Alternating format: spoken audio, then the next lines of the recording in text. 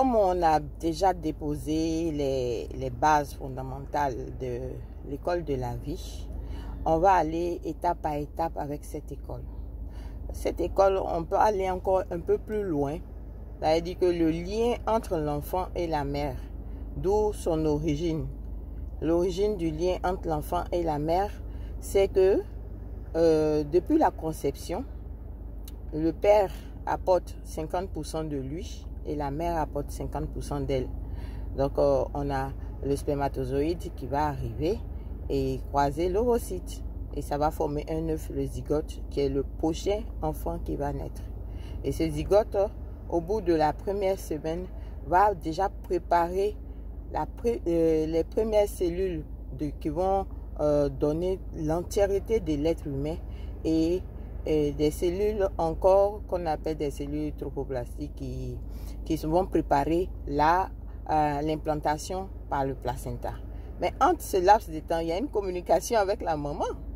La maman, étant donné que c'est une maman, elle est toujours prête à recevoir un enfant.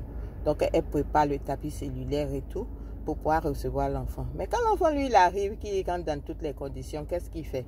Il envoie des signaux à sa maman pour lui dire, écoute, tu sais, je sais que notre organisme n'accepte pas ce qui ne lui appartient pas. Et comme j'ai 50% de quelqu'un qui n'a rien à voir avec toi, je t'envoie les signaux pour que tu puisses comprendre que je suis là et que tu puisses m'accepter. Et c'est là, il envoie des signaux à la mère de façon biologique, chimique, pour dire que lui, il est là et que les cellules de la mère doivent faire l'effort de l'accepter. Donc, c'est là la tolérance.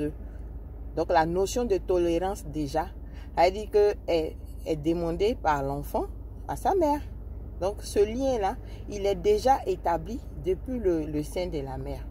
Donc, lorsque cette tolérance est acceptée, tout ça, le lien maintenant, la communication commence à être la maman. La maman a guidé son œuf jusqu'à ce qu'il puisse s'implanter dans l'utérus. Et c'est là, on fait les 9 mois et il y a des échanges par le placenta. L'enfant se nourrit, il se développe à l'intérieur.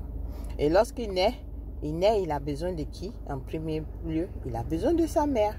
Sa mère doit lui donner à manger, doit lui donner la sécurité nécessaire, elle doit le maintenir au chaud.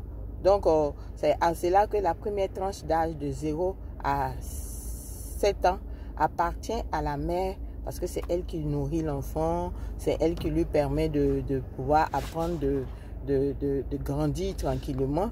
Et là, qu'est-ce qui se développe chez l'enfant? Lorsque l'enfant il est bien encadré par sa mère de 0 à 7 ans, qu'est-ce qu'il se fait? Il se sent en sécurité. Il se sent non seulement en sécurité, il est très heureux d'être en vie et il développe la confiance en soi. C'est là même la racine de la confiance en soi. C'est de 0 à 7 ans. Donc là, quand la maman a bien maternalisé, l'enfant il développe la confiance en soi. Mais il arrive que la maman n'a pas bien maternalisé l'enfant. Donc, si elle n'a pas bien maternalisé l'enfant, qu'est-ce qui va se passer? Il va se passer un dysfonctionnement au niveau de son appréciation de lui-même.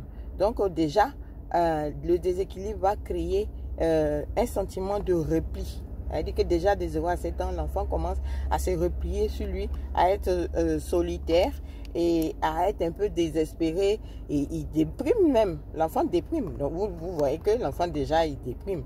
Donc, ces différents sentiments entraînent aussi un sentiment d'anxiété. Et l'enfant, comme il sent qu'il n'est pas aimé, il sera agressif et puis il va développer un comportement un peu de paranoïa. Donc, c'est un peu ce que j'avais à partager aujourd'hui avec vous. Et sur ce, bon lundi et prenez soin de vous. Bisous là-bas!